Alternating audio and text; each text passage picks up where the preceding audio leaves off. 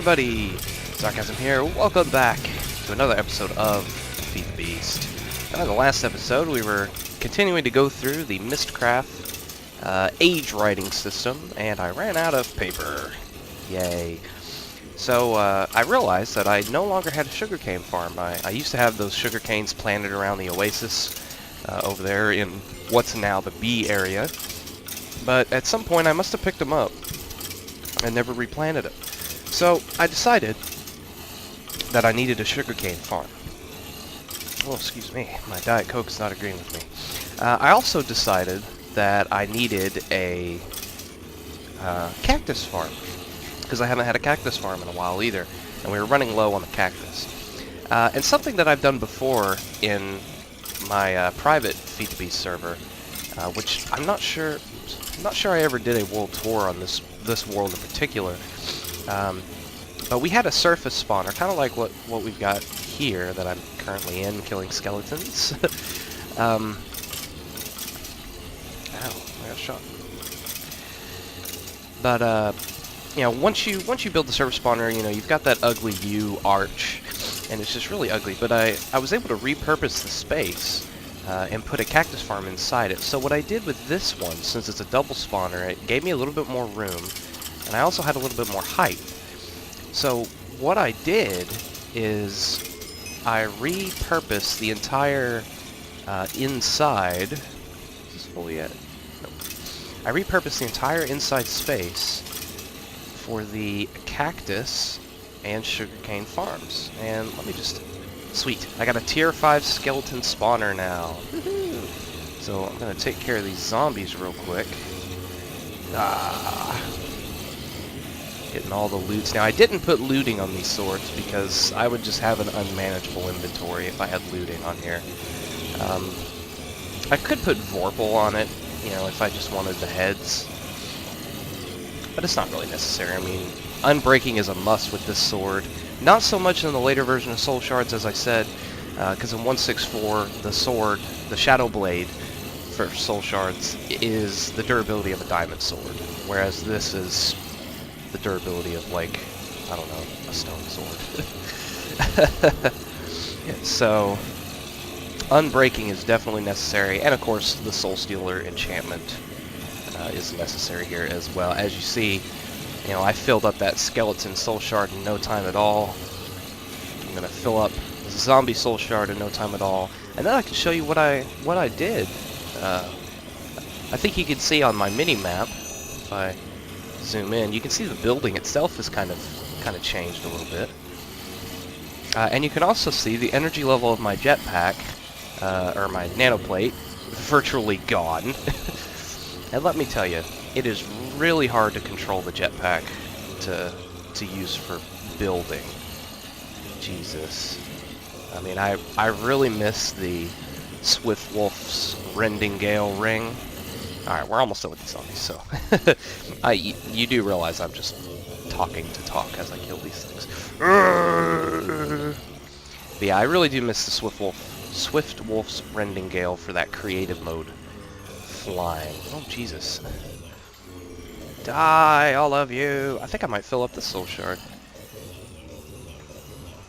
Because remember last time, when I killed the skeletons before, I accidentally was not using the soul sword. Alright, so, check out. Got some piping going on here. I've also labeled these.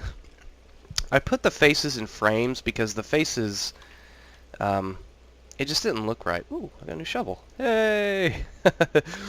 The faces just didn't look right the way they were sticking out from the wall. So I put them in frames. It made more sense. Also, I've got these skulls here. These are from the Fossils and Archaeology mod, and I've actually did I keep them? Yeah, look, I almost had 2 stacks from the quarry. Also got some frozen meat. So let me just shove this stuff away so we don't accidentally use it. Oh God, dang bows. Okay, soul shard. Yeah, I don't really need these. Did I shove another bow in here? Guess we can always use iron. Anyway, actually I'll grab these, so I'll show you what this is all about. So these skulls, they do have a crafting recipe within the fossil mod, but they can also be used like pumpkins, and you can make jack-o'-lanterns with them. So you take a skull, you can get 5 bone meal, or you can make a skull lantern. So you've got like, you know, normal skull and lantern. So pretty cool. It's pretty cool. Now let me show you. So we've got cactus going into here. Getting a good amount. I've let this go overnight. I actually stayed long. I finished this at about 4 in the morning. And it's like 2:30 in the afternoon now, and I just kind of stayed logged in overnight and let this go. So yeah, I got some cactus there, and good amount of sugar cane. So I'll take a little bit of this so I can make some paper later. And as you can see, I had this set up just to get a small amount, and then once the chests are full, just to go into this void pipe here with these insertion pipes. That way we don't have stuff spilling everywhere. But let me zoom my map back out. There we go. Zoom in a little bit. So let me go out here amongst the rain. Now, just take a look at the building here. Ah, they're shooting each other. Good. Look at this. Now, I had originally intended to put glass here, but once I put the glass there and started getting the inner workings of all this, it didn't look right. So when I get the wool, I'm actually going to put the zombie and skeleton faces on these empty canvases on the sides. I think that'd be cool. But yeah, we're actually nearly out of cobblestone now, finally. We did have those 3 bags full of cobblestone, and now we're doing pretty good. So the only way into the top part of the structure is if I fly to the top here. Got a little trap door.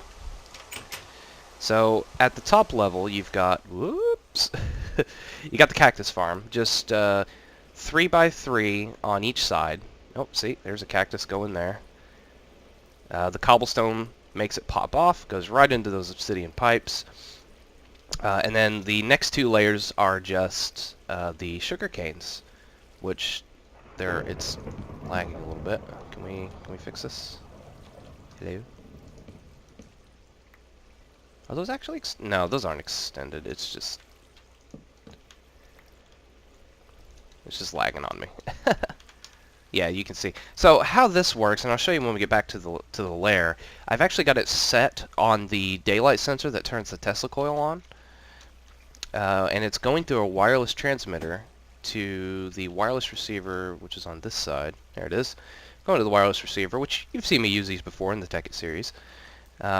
And of course I got dimension anchor just to keep everything loaded.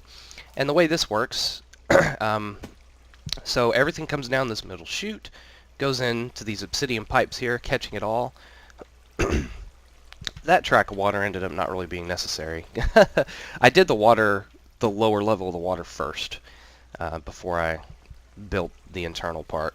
And then this diamond pipe just separates it by cactus and sugarcane, and anything else that is not cactus and sugarcane, I just have going to a void pipe, just in case, you know, maybe a zombie or skeleton spawns in here and dies or something like that.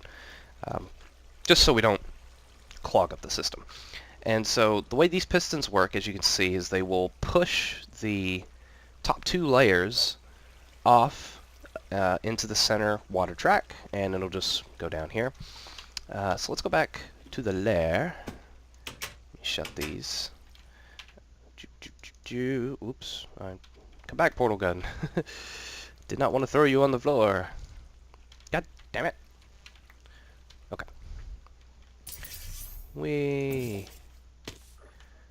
Alright. Back into the lair. Oh, Jesus. Hello, Trogdor. How are you? So, back to the lair, you can see there's some new redstone stuff out there. Let me go out. Let's go out there and take a look. Yeah.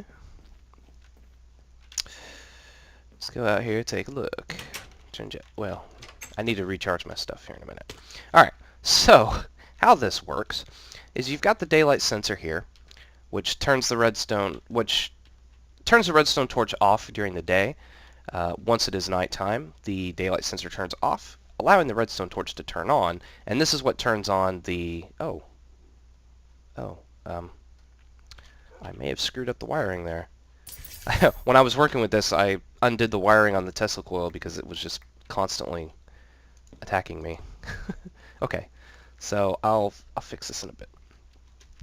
So anyway, that turns the Tesla coil on, but it also goes into this pulse former, which I'll just show you the pieces. There we go, pulse former. Now what this does is when it receives a redstone signal, even if it's sustained or just a pulse, it will send a pulse, which is perfect for this because at night this signal turns on and it stays on, but I don't need that. I need just a pulse. So this pulse former, as you can see, it kind of rotates between the two torches on either side, sending a pulse on that torch. Now what this pulse does is it will pulse this this toggle latch, which I can just turn manually, which will send the signal to the pistons, and that will actually stay on until the other side to this is not only does it pulse the toggle latch to the on position, it also pulses this counter on the increment side. I have it set to increment 1, decrement 1 with a maximum count of 1. Now what this means is while this is decremented at a max of 1, so it stops on this torch, sends a redstone signal to this timer here, which you've seen me use before, and this actually stops the timer. Let me just show you the recipe for the counter. It's all these recipes are pretty simple, and they're pretty consistent with the Project Red versions,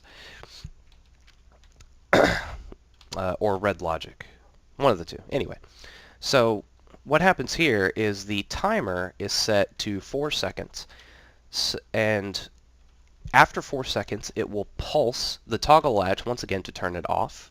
So this allows the pistons to stay out for 4 seconds. Otherwise, if you just pulse the pistons, the sugarcane that you're pushing off will just fall onto the sand. It doesn't have enough time to realize that you've pushed it into the middle, because it has to first break off from being a block and then become an entity. So that 4 second delay allows it to realize, okay, I've been pushed off, I'm no longer a block, I'm an entity now. Oh, there's a block here because the pistons are open, and it pushes it to the next available empty block. And then the counter, or the timer, also sends a pulse to the counter on the decrement side, which makes the counter switch again and turn off the timer so it doesn't constantly pulse the toggle latch. And I'll show you actually. Actually, I can just change the time and show you how this works. So time set, nighttime is about 1600 or 16,000. And wait for it. I didn't put too much light over here with these torches, did I?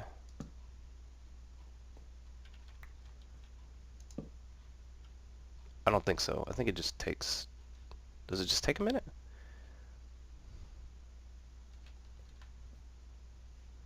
Hello?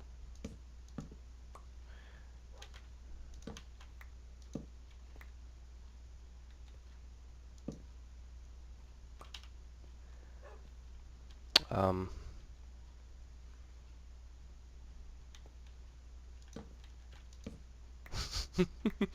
don't know what's going on. I haven't messed with this daylight sensor, and it was working when I tested it. And obviously it's been working because I've been getting sugarcane. Hello?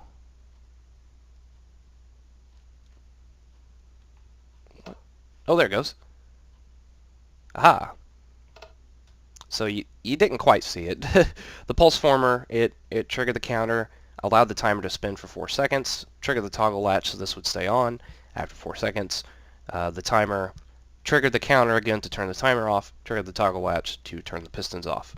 And then since this is a pulse former, it will not pulse again until this signal goes back off, oops, and then goes back on. So that's how that works. So basically every night the sugarcane will get pushed, and that allows for a decent amount of sugarcane to grow, to be honest. So it's a pretty good system. If you've already got a daylight sensor set up for something else, it's good to kind of add that on. All right, so today I'm not gonna do Mystcraft. Don't worry. You want a beefy steak. So I'll just add these to the sugarcane I've got. I will do Mystcraft in my own time. You guys, you don't need to be bored with that. Alright, so we'll put this up. We'll put all these damn bows away. Right. So, what we're going to do today, or at least what I'm going to try to do today, if I've got the redstone now, we shall see. Hello, pig. Babe. Babe pig in the city. Babe 2. Oh, also what I've done here, one of the quarries I had to stop because it was just getting stuck on permafrost, and I actually couldn't get down to the permafrost because there was so much water. So I've got to fix that. The other quarry did get stuck on permafrost at one point, but I was able to easily get rid of it. Also, if you'll notice, our chests are just getting full of different things, but mostly you've got these bees that really just don't stack. I mean the drones stack, of course, but the princesses don't stack. So I added this apiarist pipe and an apiarist chest here, and said any bees go here, and then any items just pass forward. I moved the insertion pipe for these two chests here, and these two are closed, so that way it'll still hit the insertion pipe. The iron pipe was no longer necessary. So, yeah, not too bad. You know, I may want to start getting cobblestone again, because we are out of cobblestone. So,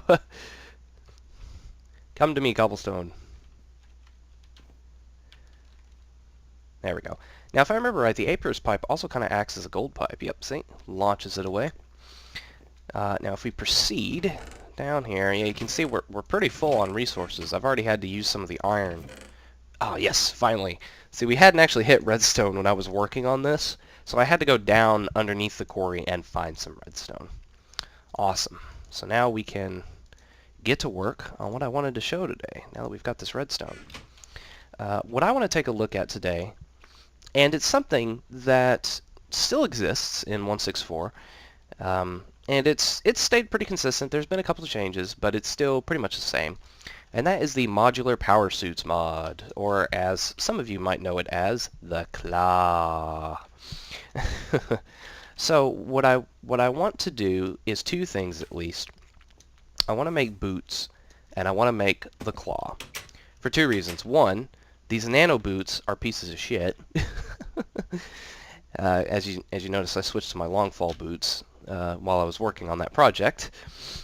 And two, I mean, we've got all these repair tools, but our shovel, we haven't found a repair shovel. I could craft one, but where's the fun in that? So I'll let that repair while we're working on this. So I'd like to make the claw and just replace the shovel. So the first thing we need is actually a tinker table, power armor tinker table. Now, this recipe kind of changes depending on what mod you have installed. Since I have thermal expansion, it's using a thermal expansion recipe. So I need an emerald, which that might be difficult. Well, balls. I don't, oh wait a minute. Do I have emeralds in here? In my bee chest, in my bee bag. No, dang it.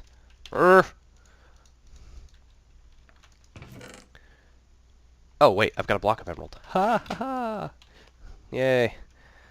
We're not total, it's not a total loss. Alright, so we need an emerald. That's pretty consistent, actually. Every recipe, I've noticed every time I make this, it needs an emerald.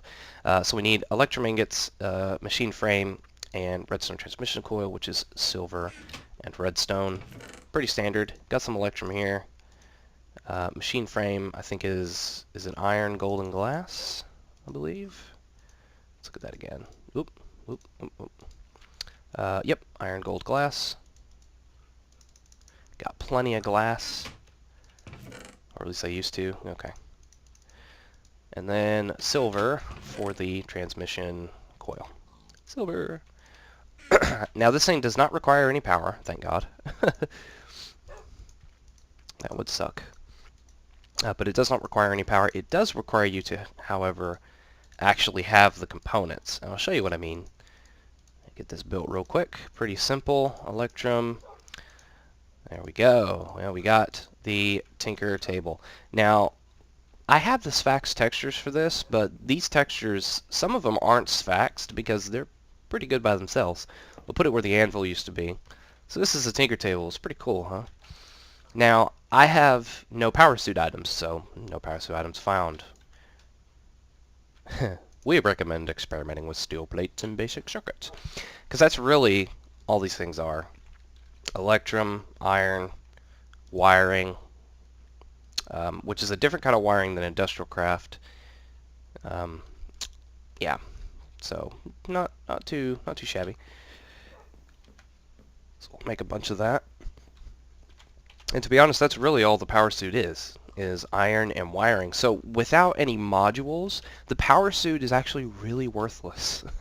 Just letting you know now. So don't craft it thinking, oh yeah, make me a nice power suit. Now you are going to need a lot of this wiring because a lot of the components actually want you to have these solenoids, and the solenoids take a lot of wiring, as you can see. Steel and iron. We still got iron over here? Okay.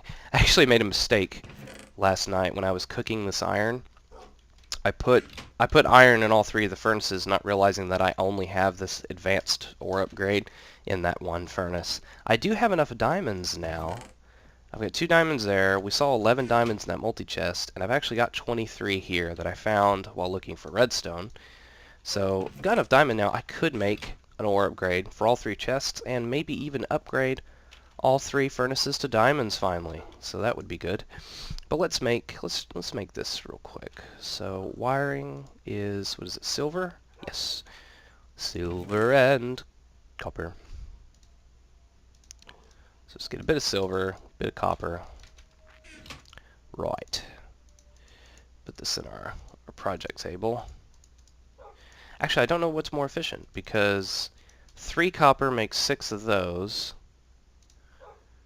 So that's 3 copper and 3 silver to give me wiring, to give me 2, or 6 copper and 3 silver to give me 8. I think that's a little more efficient. Yeah, so we'll just do that.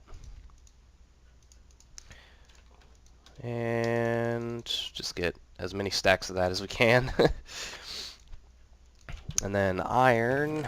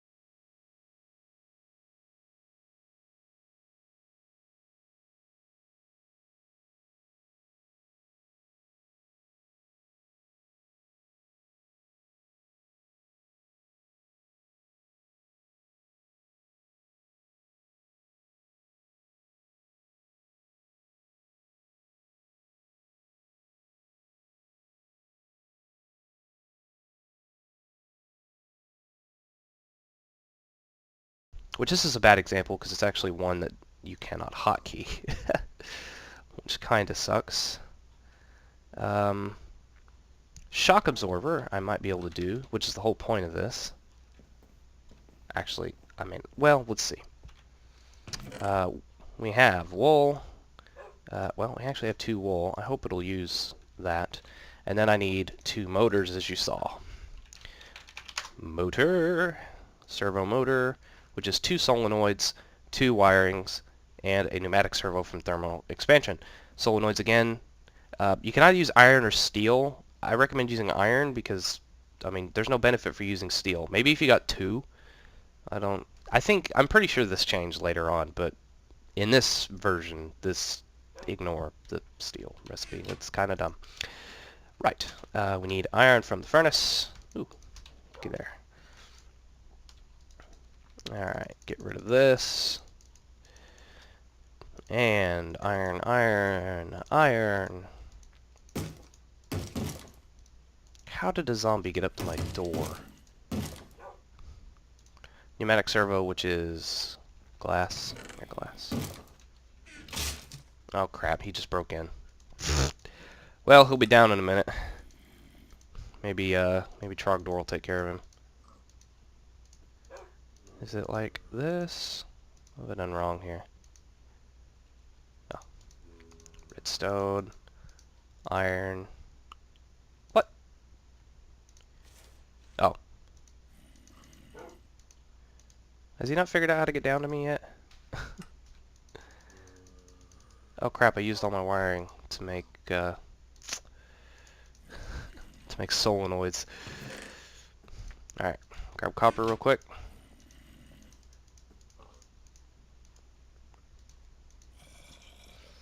There we go. So, servo motor. Oh, I need 2 of these, actually. There we go. Actually, I'll need several more. As I said, this is the expensive part to this power suit, is all the modules you got to get, and 2 servo motors. So let's go upstairs, take care of this idiot. Hello, where are you? Oh, give me my door. He didn't drop my door. Oh yeah, he did. All right, good. Put my door back. I should replace that with iron doors. Alright, so claw. No, not claw. Shock absorbers in. I guess it does need 2 white wools. Let's get some string real quick. Make some white wool. String. There you are.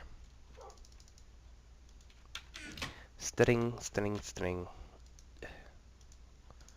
White wool, and boom. Alright. Back upstairs. Bloop, bloop, bloop. And shock absorber install. And you can also increase how much power or how much it will shock. So if you leave it at the default, it won't absorb that much damage. So you'll still be taking a lot of damage. I will turn this up all the freaking way. But of course, every time you land, you use a lot of power when you land. But that's really not a match for the Elite battery. Now, there is also a weight concern to this whole armor set. But only certain things actually generate weight, and that is the batteries and the kinetic generator. The kinetic generator adds like 4.5 grams, I believe. Or is it kilograms? Grams. Well, I don't know. Anyway, each battery, it's going to depend on how much capacity you give it. So if you say you add an Elite battery, turn its capacity up all the way, it's going to be 10 grams a battery. And once you get above 25 grams, the armor set will start to slow you down. You'll actually get slowness, and it's harder to move, which they make. I mean, you compensate for that using the sprint assist. Actually, there's also, I thought there was like a walking assist as well. I could be wrong. I thought there was. Anyway, Oh, active camouflage. That's what turns you invisible. So, okay, we didn't go over the armor real quick. The chest plate has an active camouflage which turns you invisible but not your armor, and then each armor piece has a transparent armor. So if you want to turn completely invisible, you have to get both of these.